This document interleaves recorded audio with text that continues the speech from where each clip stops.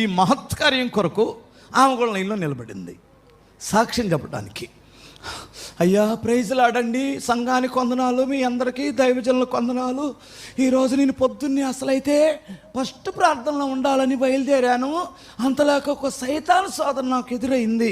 First ప్రార్థనలో నిలబడతాను, నేను ఫస్ట్ లైన్లో కూర్చుంటాను. సైతాన్ గారు నన్ను ఈరోజు ఎంత తట్టు పెరిచాడంటే జయించి నా తండ్రి నాకు జయాన్ని ఇచ్చాడు. ఇప్పుడు మరలా వచ్చి నిలబడ్డాను అనిందట. ఆ వెనకాల ఇంకొకడు నిల్చొని ఉన్నాడు, శాలువ ఒకటి కప్పుకొని.